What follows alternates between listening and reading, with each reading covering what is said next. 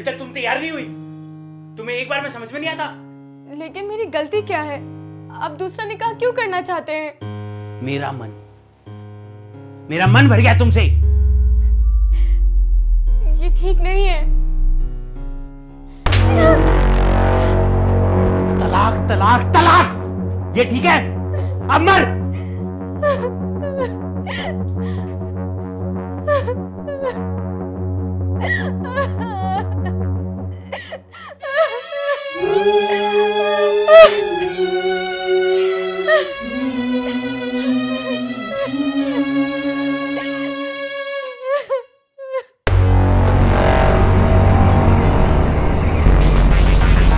आइए बैठिए। साहिल भाई बता रहे थे कि आप आने वाली हैं। साहिल भाई आए नहीं? जिनको जरूरी काम से अलीगढ़ जाना पड़ा। बताइए क्या मामला क्या है? सर मैं बहुत परेशान हूँ। मुझे नहीं पता मैं किसके पास जाऊँ। नहीं देखिए, आप एकदम सही जगह पे आई हैं। दाव पेच फाउंडेशन का यही काम है। हम लोग ऐसे जो भी समाज के लोग हैं जिनको किसी भी तरीके की कानूनी हेल्प चाहिए, उनको रास्ता नहीं दिख रहा और वो सच हैं, तो हम उनके लीगल हेल्प के लिए हमेशा तैयार हैं। और आप जैसे कई बहनों का हमने मदद किया है, उनके काम करवाए हैं, उनको न्याय दिलवाया है। तो आप बेफिक्र रहिए। आप पूरा मामला जो है विस्तार से बताइए, क्या हुआ था? सर, मेरे पति ने मुझे 3 तलाक दे दिया है। एक मिनट, मैं आपके परमिशन से मैं आपकी सारी बातों को रिकॉर्ड करना चाहूँगा, ताकि हम लोग आगे जब काम करें तो बार बार मैं एक ही जानकारी को जानने के लिए या लिखने के लिए आपको फ़ोन करके परेशान ना करूँ। तो क्या मैं रिकॉर्ड कर सकता हूँ? जी, कर सकते हैं। ठीक है।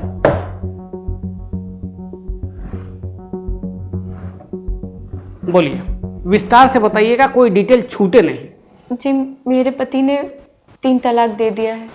वो दूसरी शादी करना चाहते थे। मैं मायके चली गई और उन्होंने दूसरा निकाह कर लिया। फिर जब वो वापस आया,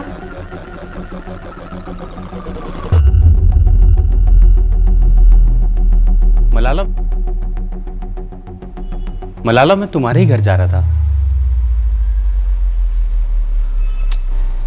मलाला देखो, गुस्सा छोड़ दो। मैं अपने करने पे शर्मिंदा हूं और मैं अब तुम्हारे ऊपर कोई भी ऐसा अत्याचार नहीं करूंगा। लेकिन तुम पे भरोसा कैसे करूं? उस घर में नाजिया भी तो रहती है। नाजिया दूसरे घर में रहेगी, और वैसे भी नाजिया तुम्हारी जगह थोड़ी ले सकती है।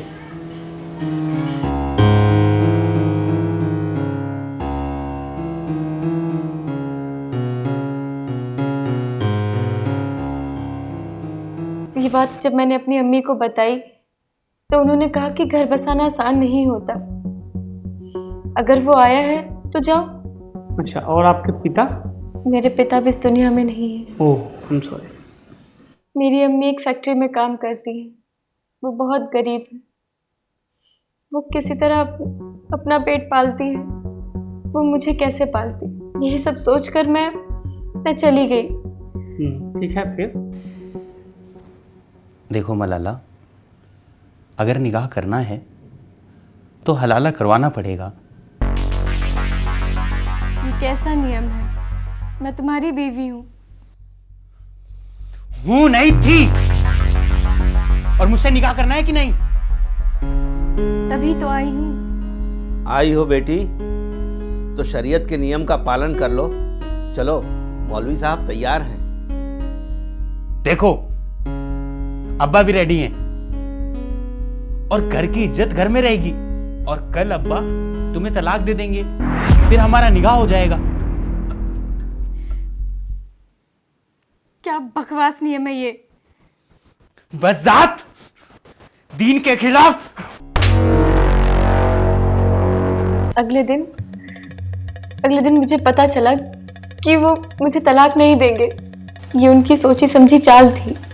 तुम प्लीज ये पानी लो और एक टिश्यू लो।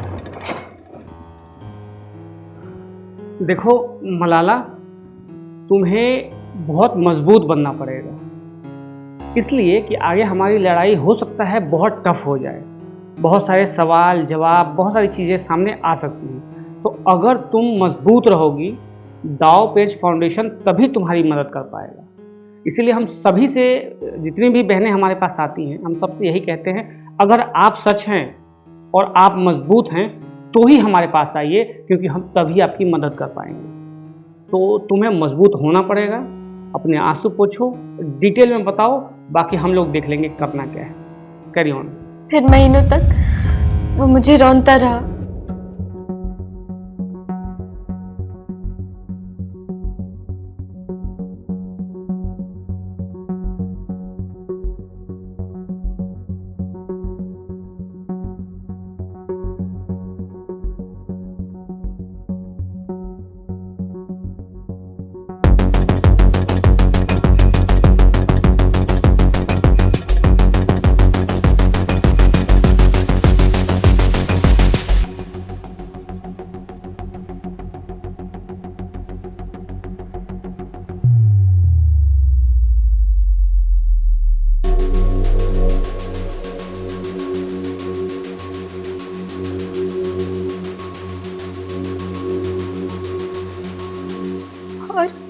और मैं अपने ही पुराने शौहर की माँ बनने वाली थी, उस आदमी की जो कुछ दिन पहले मेरा ससुर था। जब मैंने ये बात कासिम को बताई तो उसने मेरा अबॉर्शन करा दिया। अच्छा, जिस डॉक्टर के पास तुम्हारा अबॉर्शन कराया गया, क्या उस डॉक्टर की कोई स्लिप, कोई पर्ची या कोई और कागज है?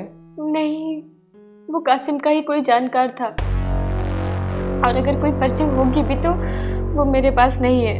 चलो ठीक है, फिर आगे? फिर कुछ दिन बाद मेरे ससुर ने मुझे तलाक दे दिया। इसी बीच कासिम को लखनऊ जाना पड़ा किसी काम से। ठीक है।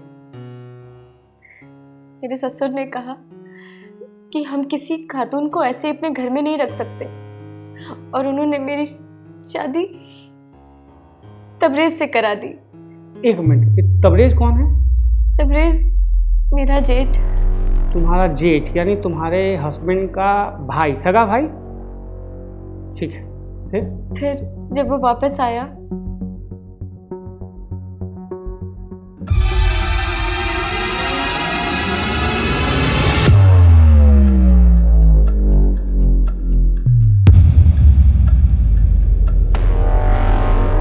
कहाँ थे तुम?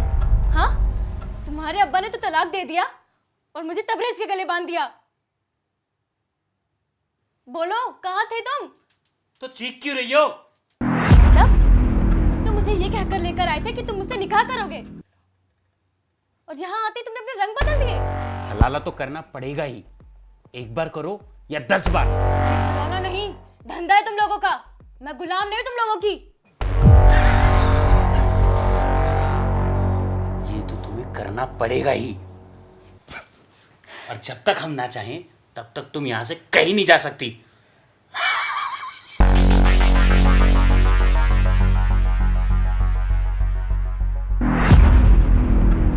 6 महीने में मेरा कई बार निकाह हुआ, कई बार हलाला हुआ। ये लोग मुझे बेच रहे थे एक महीने के लिए। फिर एक दिन जब घर में कोई नहीं था तो मैं भाग गई और जाकर साहिल भाई के पास गई। साहिल मेरी फूफी के बेटे हैं। तुम चिंता ना करो, साहिल जैसे तुम्हारा भाई है, मुझे भी अपना भाई समझो। और तुम्हारे साथ जो हुआ वो बहुत बड़ा अपराध था, और इस मुद्दे पे हम तुम्हारे साथ खड़े हैं। न्याय दिलाना मेरा काम रहेगा। तुम टूटना नहीं, तुम मजबूत रहना। सर अब बस, अब और नहीं। उन्हें आप जल्द से जल्द सजा दिलवा दीजिए। तुम रो मत, तुम चिंता बिल्कुल भी मत करो। इनको तो मैं ऐसी सबक सिखाऊंगा ना, ये भी कहेंगे कि हाँ ठीक है। तुम चिंता ना करो। जी शुक्रिया।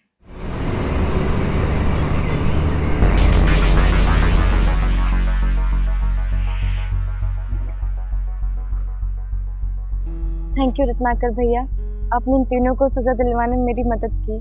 अरे नहीं, थैंक यू मेरा नहीं, थैंक यू कोर्ट का कहो। क्योंकि कोर्ट का फैसला जो है वो उनके खिलाफ आने वाला है। चिंता ना करो, वो जाएंगे लंबे समय के लिए। और बाकी तुम मजबूत रही इतने दिनों तक, तुमने दाव पेच का साथ दिया और दाव पेच तुम्हारा बहुत ही धन्यवाद करता है जो तुमने विश्वास किया।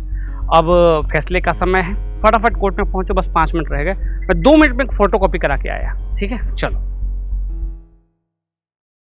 तमाम गवाहों और सबूतों के आधार पर अदालत इस फैसले पर पहुंचा है कि मुलजिम कासिम अंसारी और जमाल अंसारी पर लगाए गए सभी आरोप सिद्ध होते हैं। लिहाजा अदालत दोनों को भारतीय दंड संहिता की धारा 376, 370, 370A का दोषी मानते हुए 7 साल की सजा सुनाती है।